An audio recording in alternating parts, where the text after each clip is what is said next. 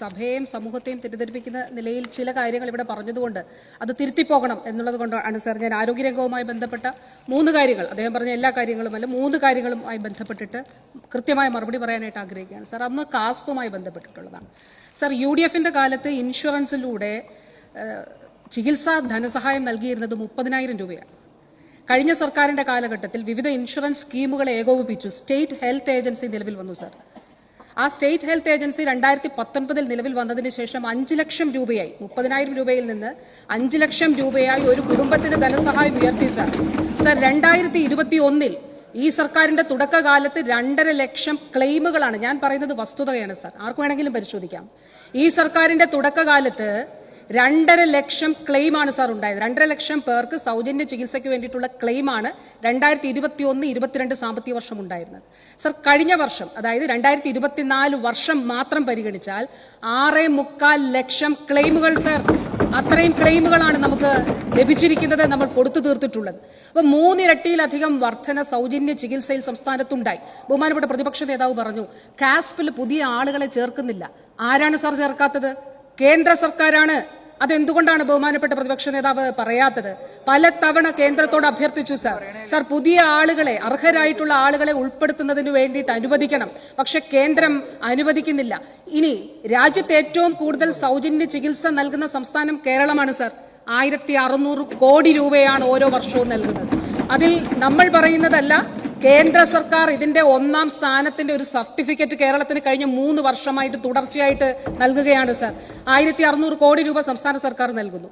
അവിടെ കേന്ദ്ര സർക്കാർ നൽകുന്ന തുക എത്രയാണെന്ന് കൂടി നമ്മൾ പരിശോധിക്കണം. കേന്ദ്ര സർക്കാർ നൽകുന്ന തുക 130 കോടിക്കും 150 കോടിക്കും ഇടയിലാണ്. അതായത് 8-9% താഴെ മാത്രമാണ് സാർ കേന്ദ്ര സർക്കാർ നൽകുന്ന അവരുടെ വിഹിതമായിട്ട് അവർ നൽകുന്നത്. അപ്പൊ ഈ നിലയിൽ മുന്നോട്ട് കൊണ്ടുപോകുന്നതിനാണ് ശ്രമിക്കുന്നത് സാർ. അതുപോലെ KMCLുമായി ബന്ധപ്പെട്ടിട്ടുള്ള കാര്യം ബഹുമാനപ്പെട്ട പ്രതിപക്ഷ നേതാവ് ഇവിടെ പറഞ്ഞു സാർ.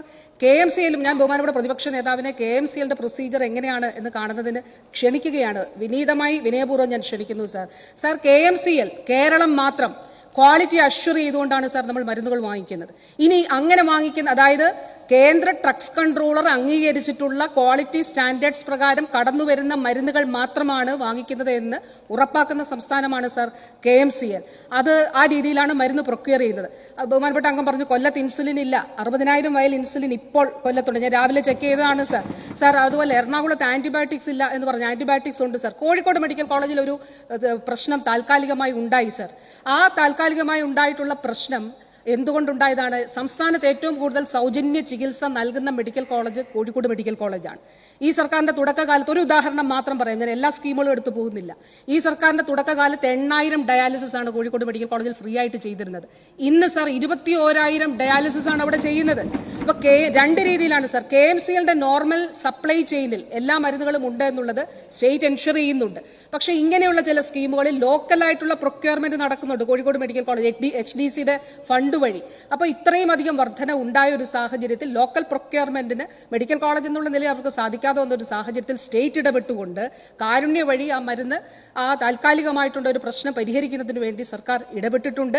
അത് പരിഹരിച്ചു പോരുന്നുമുണ്ട് സാർ. അതോടൊപ്പം ഒരു കാര്യം കൂടി, അത് CAG-യുമായി ബന്ധപ്പെട്ടിട്ടുള്ള കാര്യമാണ് സാർ.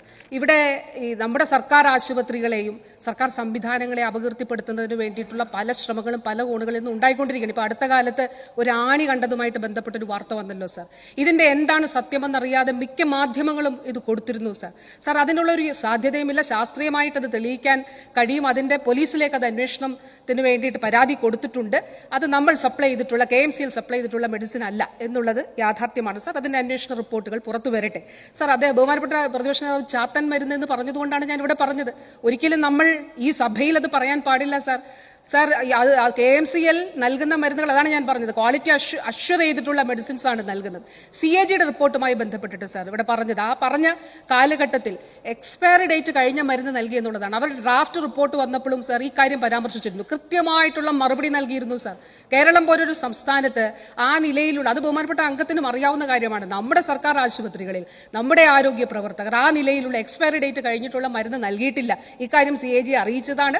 പക്ഷെ അവരുടെ ഫൈനൽ ഇതിൽ അങ്ങനെ തന്നെ വന്നു എന്നുള്ളതാണ് നമ്മൾ കാണുന്നത്. ഇതിലൊരു കാര്യം കൂടിയുണ്ട് സർ PPE കിറ്റുമായി ബന്ധപ്പെട്ടിട്ടുള്ള കാര്യം പറഞ്ഞു സർ കേരളത്തെ സംബന്ധിച്ചിടത്തോളം നമുക്കറിയാം ആ കാലഘട്ടത്തിൽ മഹാമാരി കൊടുമ്പിരി കൊണ്ടു നിൽക്കുന്ന ഒരു കാലഘട്ടത്തിൽ ആഗോളതലത്തിൽ PPE കിറ്റിനും മറ്റും എല്ലാ സാമഗ്രികൾക്കും ദൗർലഭ്യം നേരിട്ടുള്ള ഒരു കാലഘട്ടത്തിൽ എങ്ങനെയും PPE കിറ്റുകൾ അത് വാങ്ങണം, ഗ്ലൗസ് ഉൾപ്പെടെ വാങ്ങി അത് സംഭരിക്കുന്നതിന് വേണ്ടിയിട്ടാണ് സർ സംസ്ഥാന സർക്കാർ ശ്രമിച്ചിട്ടുള്ളത്.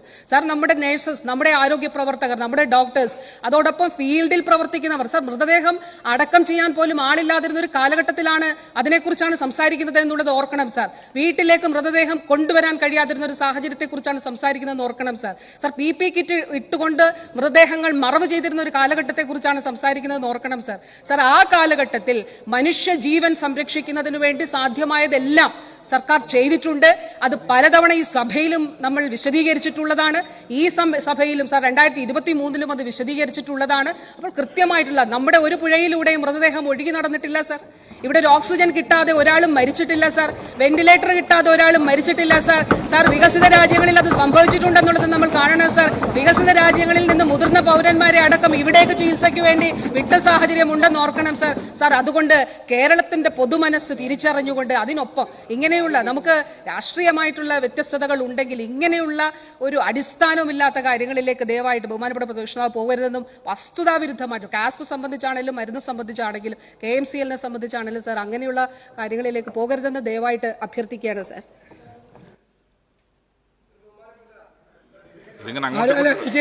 എന്നെ പേര് പരാമർശിച്ചുകൊണ്ട് പറഞ്ഞാൽ എനിക്ക് എക്സ്പ്ലെയിൻ ചെയ്യാം. ബഹുമാനപ്പെട്ട ആരോഗ്യമന്ത്രി, ഞാൻ അടിസ്ഥാനരഹിതമായ ആരോപണമാണ് കേരള സ്റ്റേറ്റ് മെഡിക്കൽ സർവീസസ് കോർപ്പറേഷനെ കുറിച്ച് പറഞ്ഞതെന്ന് പറഞ്ഞു. സർ, കോൺസ്റ്റിറ്റ്യൂഷണൽ ബോഡിയാണ് C&AG. അവരുടെ റിപ്പോർട്ടിൽ ഇവിടെ ടേബിളിൽ വച്ചിരിക്കുന്ന റിപ്പോർട്ടിൽ പറഞ്ഞിരിക്കുന്ന കാര്യമാണ് പറഞ്ഞത്. ഒന്ന്. രണ്ട് ഞാനിവിടെ നിങ്ങളുടെ മെഡിക്കൽ സർവീസസ് കോർപ്പറേഷനിൽ നിന്ന് നിങ്ങളുടെ ലെറ്ററാണ്, കോർപ്പറേഷന്റെ ലെറ്ററാണ് ഞാനിവിടെ ഹാജരാക്കിയത് സഭയിൽ. ഞാൻ ബഹുമാനപ്പെട്ട സ്പീക്കർ തരുവാണെങ്കിൽ ടേബിളിൽ വയ്ക്കാം.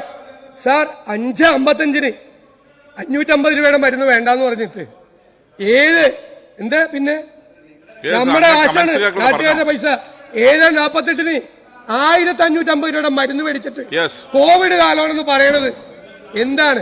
അഴിമതിയാണ്, അഴിമതി. അത് ഞങ്ങൾ നോക്കിക്കോളാം. പ്ലീസ് ബഹുമാനപ്പെട്ട മുഖ്യമന്ത്രി.